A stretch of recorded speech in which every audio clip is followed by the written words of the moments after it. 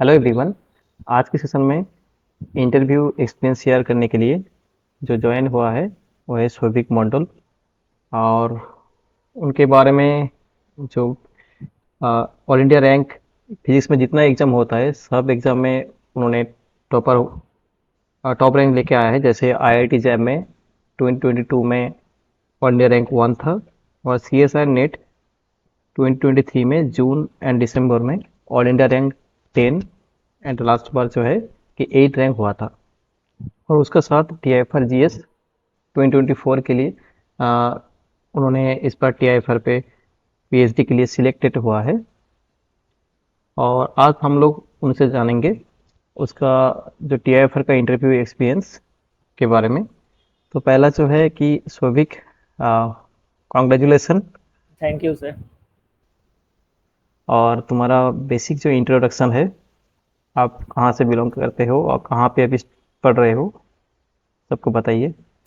Okay, मैं शोभिक मंडल हूँ। मैं एक्चुअली बीएससी में वेस्ट बंगाल में ही था, वहाँ पर रामकृष्ण मिशन में बीएससी कंप्लीट किया और फिर मैंने जैम दिया और यहाँ पर मैं अब आईआईटी बॉम्बे में एमएससी कर रहा हूँ और फ्यूचर में पीएचडी के लिए ही सोचा था पहले से। तो अभी टीआईएफआर हो गया तो टीआईएफआर ही ज्वाइन करना क्या सोचा है। और नेट में भी मतलब लास्ट 2 बार आपने 10 और 8 रैंक किया है। तो और नेट एग्ज़ाम देने का सोच रहे हो? नहीं नहीं, और क्यों दूंगा, और कोई देने का मतलब ही नहीं है। अच्छा, और एक चीज़ मैं भूल गया हूँ, उसका इस बार बार्क भी हुआ है, और बार्क का भी इंटरव्यू है आगे। तो ठीक है, तो आप बताइए कि आपका टीआईएफआर का पीएचडी इंटरव्यू कैसे गया था? अच्छा ठीक है, तो पहले वो जो जीएस एग्ज़ाम था, जीएस एग्ज़ाम से उन्होंने 171 लोगों को सिलेक्ट किया था। फिर 20 मार्च को एक रिटन एग्ज़ाम लेते हैं वो लोग। रिटन एग्ज़ाम में टोटल 6 क्वेश्चन होता है जिसमें से 5 आपको अटेम्प्ट करने होते हैं। तो मैंने लगभग 4 पूरे अटेम्प्ट किए थे। पूरे मतलब ऐसा मान लीजिए कि कुछ कुछ छोड़ के 7-8 मार्क्स था, मतलब 10 मार्क्स का एक क्वेश्चन होता है, टोटल 50 हम्म। मार्क्स होता है 10 into 5।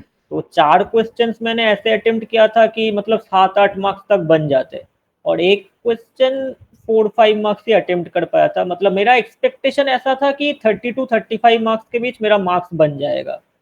तो मेरा सिलेक्शन हो गया, लेकिन मैंने बाकी दोस्तों से भी बात किया है। मेरा यहाँ पर और भी दोस्त है 2-3 लोग जिनको मिला है टीआईएफआर। तो उनसे बात करके ये पता चला कि अगर आप 25 मार्क्स तक भी ले आ सकते हो तो वो मोर देन एनफ है मेरे हिसाब से। रिटन एग्ज़ाम के लिए? हाँ, रिटर्न एग्जाम के लिए 25 मोर देन इनफ है। तो मेरे हिसाब से 25 ठीक है। तो जो भी है, अब उन्होंने 48 लोगों को सिलेक्ट किया सभी से, और नेक्स्ट दिन इंटरव्यू था। तो 21 मार्च को इंटरव्यू मैं देने गया।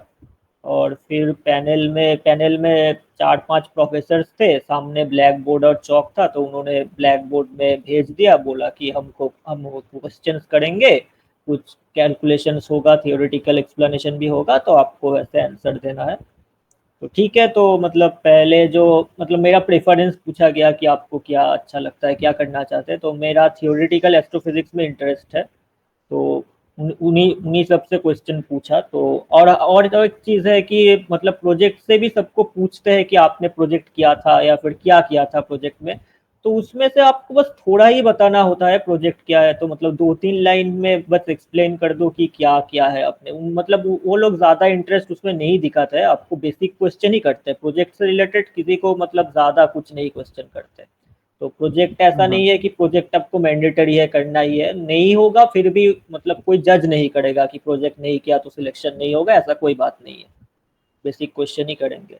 तो फिर ठीक है, मैंने थियोरेटिकल एस्ट्रोफिजिक्स में इंटरेस्ट था। तो पहले एक क्विज प्रोफेसर थे, तो पर उन लोग सभी को 4 ही क्वेश्चंस पूछते हैं, टोटल 40 मार्क्स होते हैं इंटरव्यू का। तो पहले एक प्रोफेसर थे, उन्होंने पूछा कि सपोज मान लीजिए कि यहाँ से एक सैटेलाइट हमने भेजा है, सैटेलाइट का कुछ मास सेम है और कुछ वेलोसिटी यू है, और वो जाके एक रोक प्लैनेट, मतलब जो प्लैनेट मतलब घूमते रहते हैं यहाँ वहाँ, वो ऐसा एक रोक प्लैनेट से टकरा गया।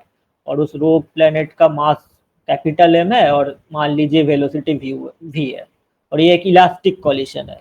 तो फाइनली उन लोगों का वेलोसिटी क्या होगा, कैसे आप सॉल्व करेंगे, वो आप करके दिखाए। मतलब क्लास 11 में जो हम इलास्टिक कॉलिशन पढ़ते हैं उसी का जस्ट डेरिवेशन करना था कि फाइनली एम और मतलब इनिशियली एम और यू है और कैपिटल एम और कैपिटल भी है, तो अब फाइनली क्या होगा।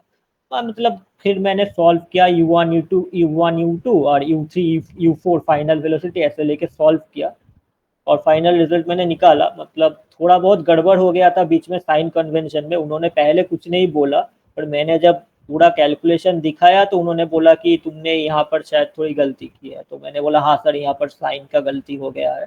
तो ठीक है, बस उन्होंने और कुछ नहीं बताया। फिर उन्होंने बोला ठीक है आपने ठीक किया है, लेकिन यहाँ पर आप क्या एक दूसरे कॉन्सेप्ट पे कर सकते हैं कुछ।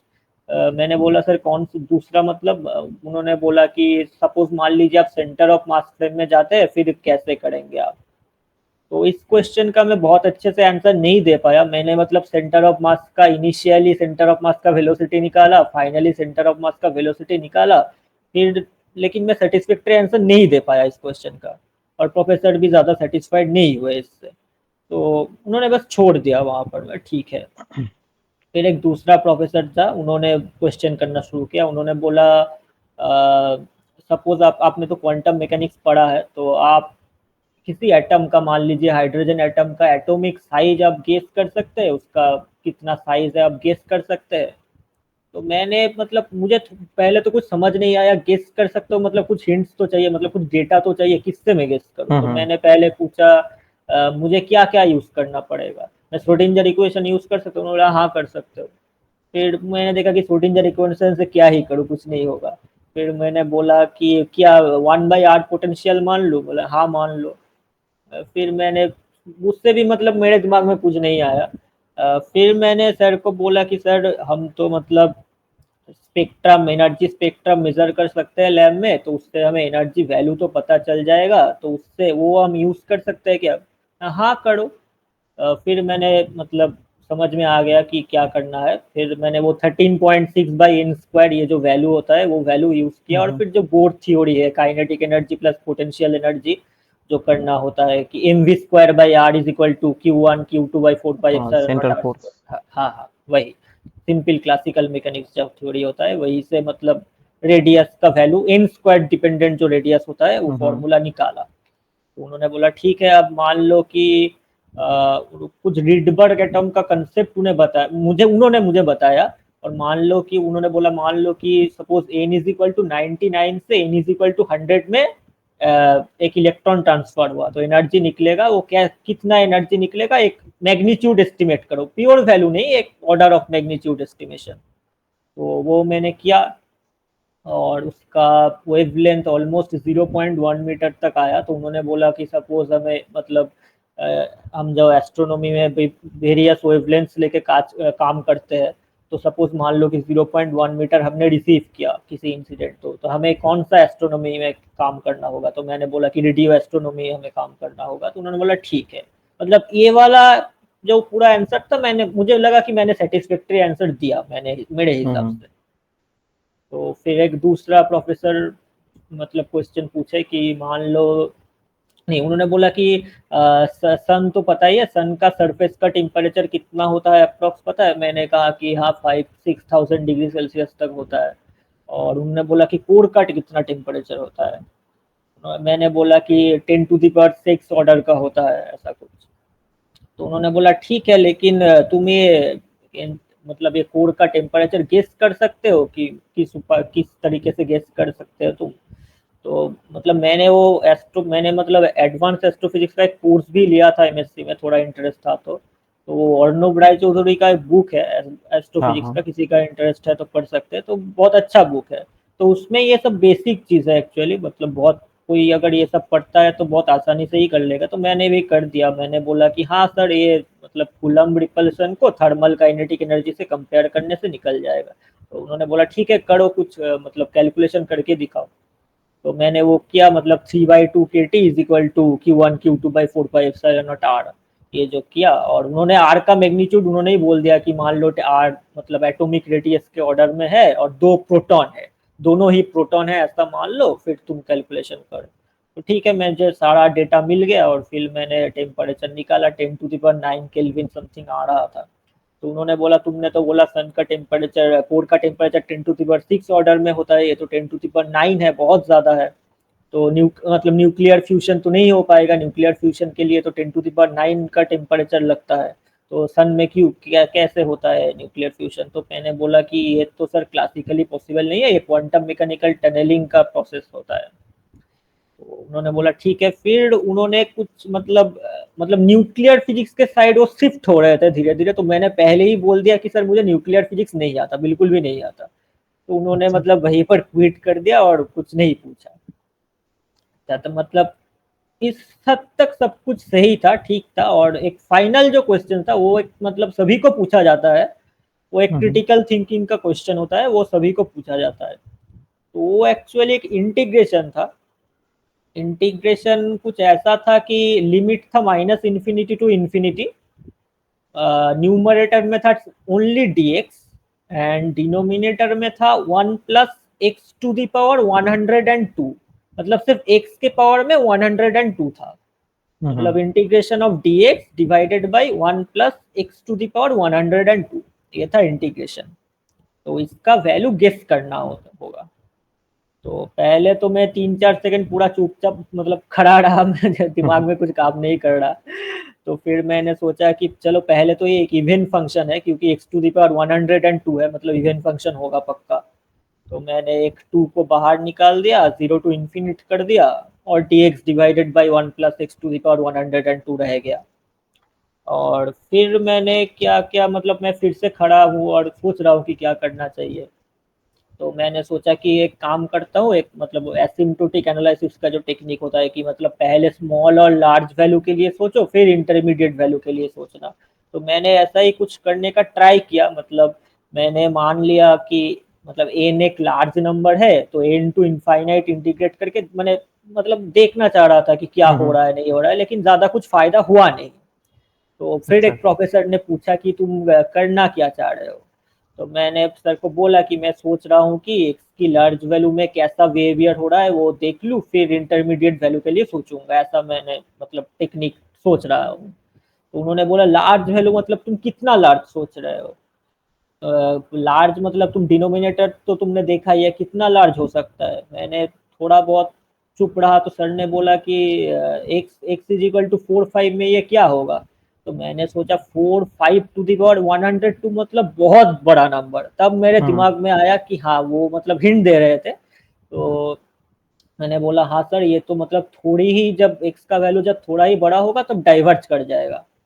मतलब एक्स डिनोमिनेटर में है तो मतलब पूरा मतलब डीके कर जाएगा, ठीक है। एक्स टू दावर एक्स 102 बहुत बड़ा नंबर हो जाएगा और तुरंत डीके कर जाएगा फंक्शन। तो उन्होंने बोला हाँ वो तो ठीक है, लेकिन तुम कितना वैल्यू लोगे? मैंने बोला एक्स इजिकल टू 2 ले ले।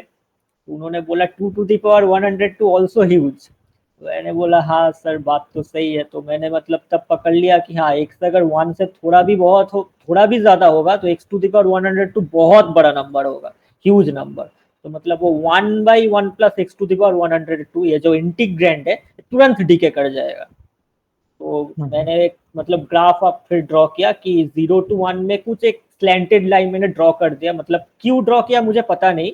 और 1 के बाद दिखाया कि तुरंत डीके कर रहा है। तो उन्होंने बोला कुछ तो ठीक है, लेकिन ये 0 to 1 के बीच में तुमने स्लैंटेड लाइन ऐसा क्यों ड्रॉ किया, कि किस लिए? मैंने बोला मैंने सर ऐसा कुछ सोचा नहीं, बस रैंडमली ड्रॉ कर दिया। उन्होंने बोला नहीं, ऐसे तो नहीं होगा। फिर मतलब मैं फिर से खड़ा हूँ, मतलब दिमाग में नहीं आ रहा कि क्या करना चाहिए। फिर एक प्रोफेसर ने बोला अरे तुमने तो इतना दूर किया, अब तो मत 2-3 वर्ड ही बाकी है, इतना तो तुम कर लोगे। लेकिन फिर उन्होंने बोला कि एक काम करो, 0.5 में वैल्यू सोचो। और फिर मैंने सोचा कि अगर एक्स का वैल्यू 0.1 से 0.9 मतलब 1 से थोड़ा भी कम कुछ ले लूँ, मतलब हम्म। सपोज मान लीजिए 0.5 टू दी पावर 102, बहुत ही स्मॉल होगा, मतलब ऑलमोस्ट जीरो हो हम्म। जाएगा। तो मतलब ऐसा है कि एक स्टेप फंक्शन लाइक है। 0 to 1 हाँ। के अंदर एक स्ट्रेट लाइन होगा, फिर तुरंत डीके कर जाएगा। तो बट उन्होंने जब बोला कि 0.5 में वैल्यू सोचो, फिर मैंने गेस कर लिया कि हाँ यही होगा। और फिर मैंने आंसर बता दिया कि 2 इंटू रेक्टेंगल टाइप होगा, तो 2 into 1 is equal to 2 answer होगा। तो मतलब लास्ट क्वेश्चन में स्ट्रगल करना पड़ा, उन्होंने मतलब बहुत ज़्यादा हिंट दिया तभी कर पाया, लेकिन अकेले तो नहीं कर पाया। यही बस। तो ठीक है। और जो है कि जिन लोगों ने टीआईएफआर के लिए प्रिपरेशन आगे लेंगे, तो उनको रिटन एग्जाम या ये जो इंटरव्यू के लिए क्या प्रिपरेशन लेके या कोई नहीं, सजेशन है तो बताइए। हाँ, सजेशन में यही बताना चाहूँगा, देखिए हम लोगों का एक बेनिफिट ऐसा होता है कि आईआईटी में जो सेमेस्टर का एग्ज़ाम होता है बहुत टफ होता है। हम्म। तो मतलब नॉर्मल बहुत यूनिवर्सिटी से जो स्टूडेंट आता है सभी बढ़िया स्टूडेंट है, लेकिन टीआईएफआर का जो रिटन एग्ज़ाम होता है वो मतलब टफ होता है। सभी क्वेश्चन हम्म। बहुत टफ होते हैं, स्टैंडर्ड क्वेश्चन होता है। तो जो लोग मतलब नॉर्मल यूनिवर्सिटी में क्या होता है कि ज़्यादा टफ क्वेश्चन नहीं होता, बहुत से यूनिवर्सिटी में थियोरेटिकल कोई पोर्शन ज़्यादा होता है, तो वो लोग जब अचानक वो सब एक साथ 5-6 इतना टफ क्वेश्चन देखते हैं तो घबरा जाते हैं। शायद उनको हम्म। टाइम देंगे तो वो लोग कर देंगे वो भी, लेकिन इतना कम टाइम में वो लोग घबरा जाते हैं। मतलब मैं वही बोलूँगा कि ऐसे सिचुएशन के लिए प्रिपेयर रहना चाहिए कि हाँ, सभी क्वेश्चंस टफ होगा। और जो एक मतलब होता है कि बहुत लोग सोचते हैं कि बहुत सारे स्टूडेंट हैं, मुझे बहुत से करने होंगे, 4-5 क्वेश्चन तो करना ही होगा, नहीं तो सिलेक्शन नहीं होगा, ऐसा कुछ बात नहीं है। अगर आप मिनिमम 25 मार्क्स भी लाओगे तो आपका पक्का सिलेक्शन हो जाएगा, क्योंकि मैंने बाकी दोस्तों से भी बात किया है, तो यही बात है। बहुत लोग घबरा जाते हैं बहुत से टफ क्वेश्चंस देख के। और मैं और एक चीज़ बताऊँगा कि मतलब आप टाइम इनफ होता है, 3 आवर्स टाइम होता है। तो और 6 क्वेश्चन में 5 क्वेश्चंस होते हैं। तो आप एक काम कर सकते हो कि पहले जो आसान लग रहा है वो क्वेश्चन से स्टार्ट करो, क्योंकि अगर आपका पहला क्वेश्चन थोड़ा बहुत हो जाता है तो आप में ऑटोमेटिक एक कॉन्फिडेंट आ जाता है। और अगर पहले क्वेश्चन में आप अटक जाओगे तो मतलब बस पूरा हाँ, हाँ। एग्ज़ाम खराब हो जाएगा। तो 3 आवर का टाइम 3 आवर्स का टाइम होता है, तो आप मतलब एक ढूँढो कि सबसे आसान कौन-सा लग रहा है, क्योंकि इस बार भी वैसा था, मैंने देखा था कि फोर्थ क्वेश्चन एक ऐसा था, एक क्वांटम मैकेनिक्स का प्रॉब्लम था, मतलब हैमिल्टोनियन गिवन था, आपको एनर्जी आइगन वैल्यू निकालो, आइगन वेक्टर्स निकालो। मतलब वो हर कोई बंदा कर सकता है, हर कोई इंसान वो करेगा, मतलब जो भी एग्जाम देने हम्म। के आए थे। तो मतलब सबसे बढ़िया रहेगा कि उसी क्वेश्चन से स्टार्ट करो, क्योंकि अगर पहला हो जाएगा फिर आपको ऑटोमेटिक कॉन्फिडेंस आ जाएगा। तो वही वही एक बताऊंगा। अच्छा। और टीआईएफआर में कितना मार्क आया था, मतलब मार्क्स तो वो लोग जीएस एग्जाम रिवील के। नहीं, हाँ, जीएस एग्जाम में मेरा 90 मार्क्स था। अच्छा। और टीआईएफआर एग्जाम के लिए प्रिपरेशन जो ले, मतलब जो जीएस एग्जाम होता है उसके लिए कुछ सजेशन, मतलब कैसे क्वेश्चन ट्राई करें या प्रीवियस ईयर, आपको क्या लग रहा नहीं, है। देखिए इस बार मैं सच कहूँ तो जीएस का एग्जाम कंपैरेटिवली इजी था, वो मतलब पिछले हाँ, हाँ। बहुत सालों से जो था क्वेश्चन इस बार। हाँ, क्वेश्चन इजी था इसलिए क्वेश्चन इतना पेपर ज्यादा इजी था। मार्क्स आया। इस बार नेट का क्वेश्चन सबसे टफ था, लेकिन जीएस का थोड़ा इजी था। तो हाँ। प्रिपरेशन अलग से तो वैसा कुछ नहीं है, बस सेमेस्टर में भी बहुत प्रेशर रहता है। एक ही चीज बताऊंगा, मतलब मैं जो पहले भी बता चुका हूँ कि मतलब एमएससी जो फर्स्ट ईयर मतलब सेकेंड ईयर में लोगों का थोड़ा प्रोजेक्ट का प्रेशर रहता है, ये सब रहता है। लेकिन फर्स्ट ईयर में अगर आपको फॉरेन में पीएचडी करना है तो आप ये सब मत सोचो, आप इंटर्नशिप के लिए सोचो, प्रोजेक्ट के लिए सोचो, ठीक है। लेकिन हम्म। बहुत से स्टूडेंट मैंने यहाँ पर ऐसे देखे हैं कि मतलब फर्स्ट ईयर में मतलब डिसाइड नहीं कर पाते कि इंडिया में जाना है या फॉरेन में जाना है, इंटर्नशिप करना है या नहीं करना है। तो बहुत से क्या करते हैं, इंटर्नशिप के लिए बहुत ज़्यादा मतलब इंटर्नशिप करना है, प्रोजेक्ट करना है, ये सब बड़े बड़े चीज़ सोचते हैं, ये कुछ नहीं हो पाता। फाइनली मतलब डूब जाते हैं, मैं फैक्ट बता रहा हूँ। वो लोग डिसाइड नहीं कर पाते क्या होगा, डूब जाते हैं, इंटर्नशिप करते हैं या पर प्रिपरेशन नहीं ले पाते, देर डूब जाते हैं। तो मैं हम्म। बताऊंगा अगर आपको इंडिया में ही पीएचडी करना है तो इंटर्नशिप वगैरह कुछ मैटर नहीं करता। आप जो वैकेशन मिलता है वैकेशन में अच्छे से मतलब रिवीजन करो। रिवीजन बहुत ज़्यादा इंपॉर्टेंट है, अगर आपको रिवीजन नहीं मतलब आप रिवीजन नहीं करें तो आप बहुत टैलेंटेड स्टूडेंट होके भी मतलब कुछ नहीं कर पाओगे। रिवीजन बहुत ज़्यादा इंपॉर्टेंट है, जो समर वेकेशन है, जो वैकेशन और भी मिलते हैं, आपको अगर इंडिया में पीएचडी करना है तो आप रिवीजन करो, अच्छे से एग्जाम दो, क्योंकि अगर आपको इंडिया में पीएचडी करना है तो पहले रिटन एग्जाम क्वालिफाई करना होगा, फिर आप इंटरव्यू में जाओगे। डायरेक्ट इंटरव्यू सिर्फ फॉरेन में ही होता है, यहाँ पर नहीं होता। हम्म। तो अब इंडिया में करना है तो इंटर्नशिप वगैरह ये सब ज़्यादा नहीं सोचना चाहिए मेरे हिसाब से। मतलब मैंने बहुत से लोग ऐसे देखे कि बहुत मतलब इन्फ्लुएंस्ड हो जाते हैं बाकियों से कि हम्म। इंटर्नशिप करना है, ये करना है, फाइनली कुछ नहीं हो पाता, ड्रॉप लेना पड़ता है और फ्रस्ट्रेटेड हो जाते हैं। तो ये सब अगर इंडिया में करना है तो ये सब नहीं करना ही सही रहेगा, रिविजन करना ही ज़्यादा सही रहेगा मेरे हिसाब से। अच्छा। और अच्छा लगा तुम्हें तुम्हारा इंटरव्यू और तुमसे बात करके। और जो है कि ये जो बार का जो एग्जाम हुआ है हाँ, उस पे तुम्हें कितना मार्क आया है इस बार? मेरा 214 आया था। बार में होगा तो जाएंगे आप? अ, ऐसा ही सोच तो है, अब देखते हैं क्या होता है। अच्छा, ठीक है, ऑल द बेस्ट। और आगे थैंक यू, भी थैंक हाँ, अच्छे से रहो और भी अच्छे आपका लाइफ में और भी अच्छा बहुत कुछ मिले। तो थैंक हमारी यू, तरफ से थैंक यू। ठीक है, बाय। Thank you.